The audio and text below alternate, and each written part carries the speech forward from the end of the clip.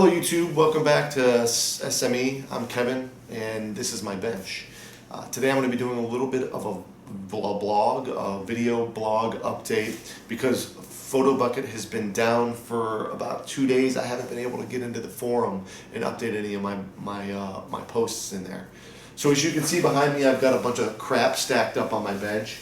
I've got my Corsair that I'm currently working on for Ironheart to Me, a community group build on ISM. I'm just going to set this down so I don't knock it over and break it.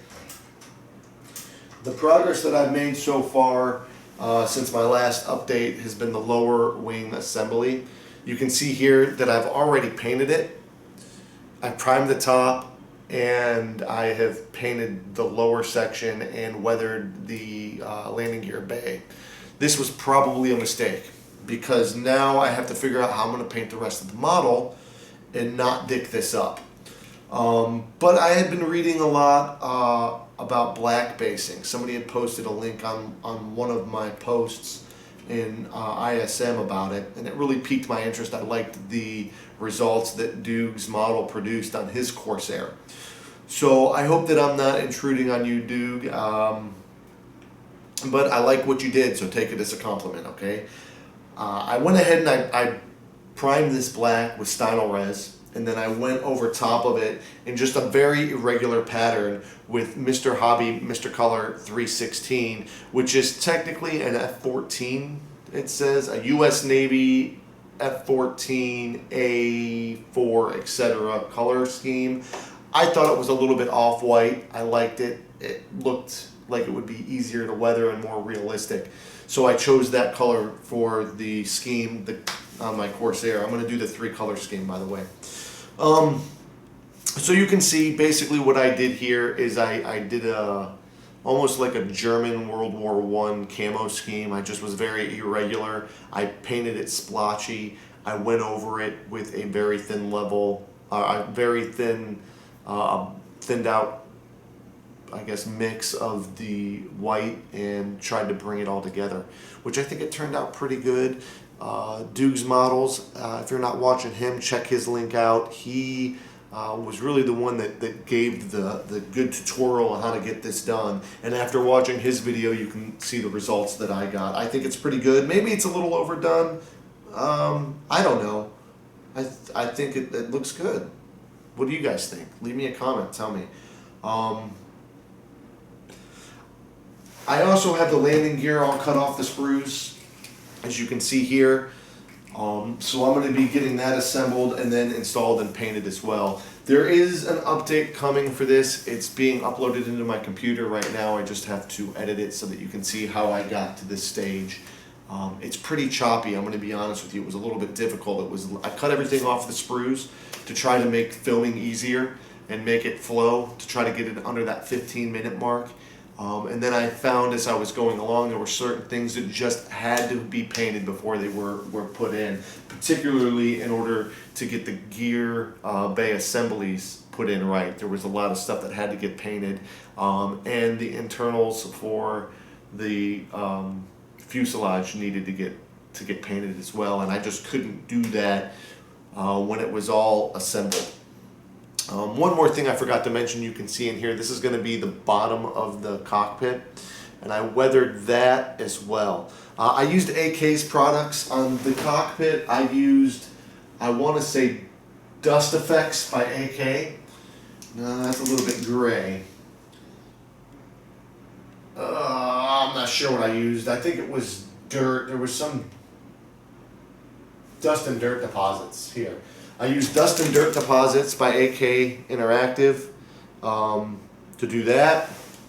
And for the wheelbase, I used AK Interactive's Aircraft Dust Effects. Landing Gear Effects, I'm sorry. Their aircraft series of washes. I thought, it operated in the Pacific on a desert island. Probably would be pretty sandy and dusty. I figured that was the way to go with that. So that's where I'm at with my Corsair. Watch the video. It'll be coming here hopefully this afternoon or maybe tomorrow if I can get it all edited. Next on the chopping block is another special interest group that I'm participating in for ISM. This one is an F4U, not F4U, it's just an F4 Phantom build. I started one a couple of weeks ago. It was a 1/72nd scale, and it didn't quite make it to finish. It didn't have a very good fit. It was a lot of work. It took me longer than I had wanted to get it put together. And then one day I was working on filing off some nubbits that were on the fuselage, and I dropped it, and I broke off the tail assembly.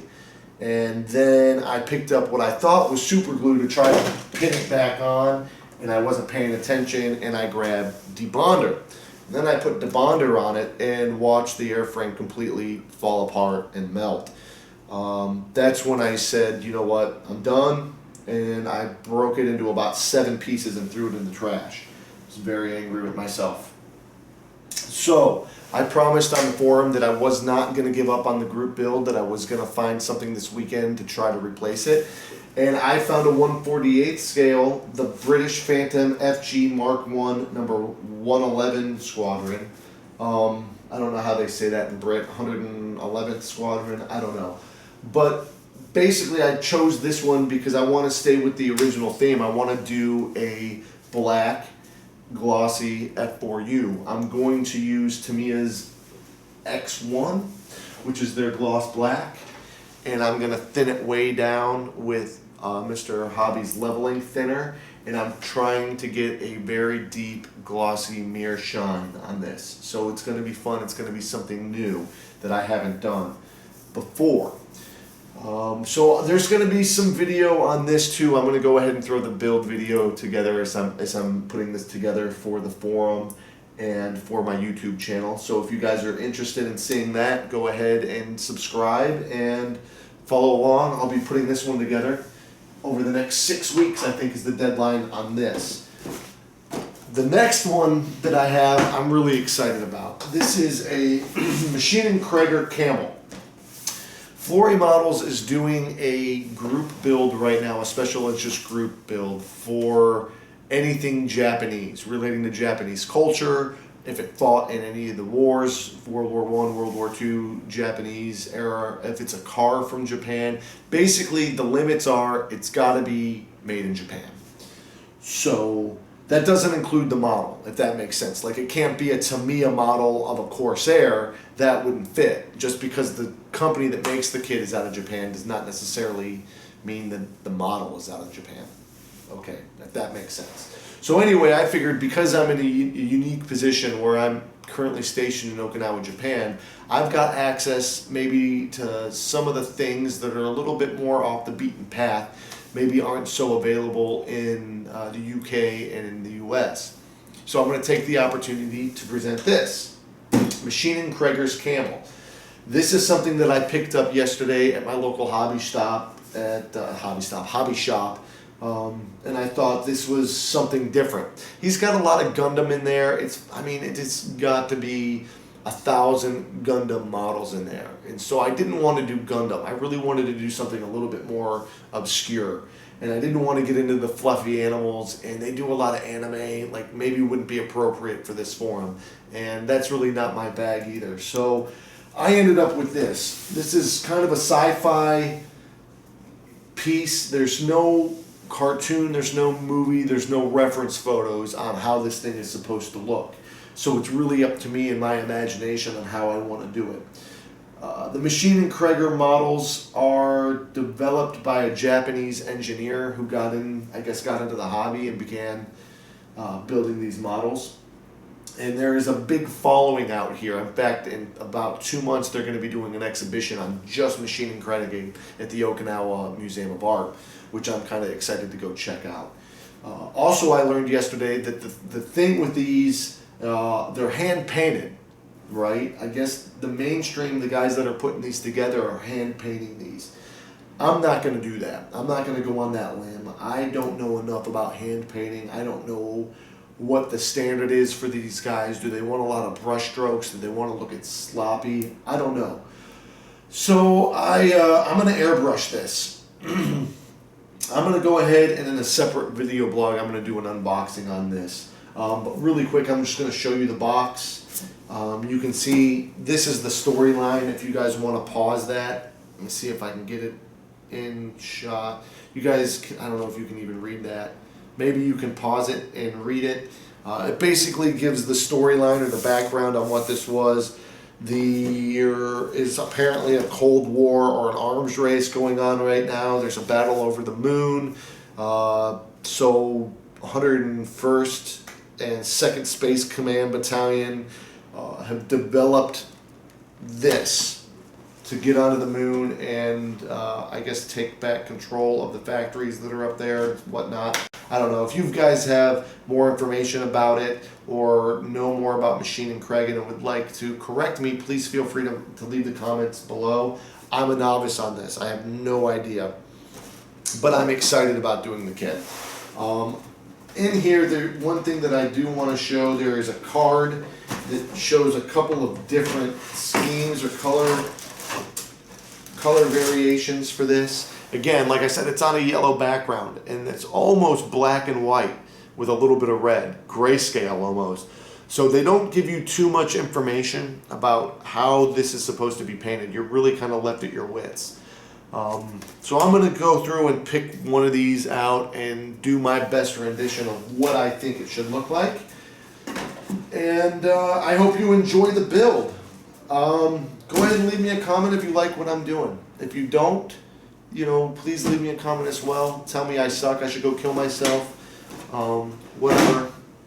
Try to make your feedback constructive so that I can make these videos more entertaining. If you like it, click the subscribe button please and give me a thumbs up. That way I get a little bit of feedback that I know you guys care, that you're watching, and then I'll continue to make the videos. So without any more ado, I'm going to bring this to an end. Go ahead and keep watching. I'm going to have the video posted hopefully, like I said, this afternoon or tomorrow on the progress that I've made on the corsair. Thanks a lot for watching. Go ahead and subscribe.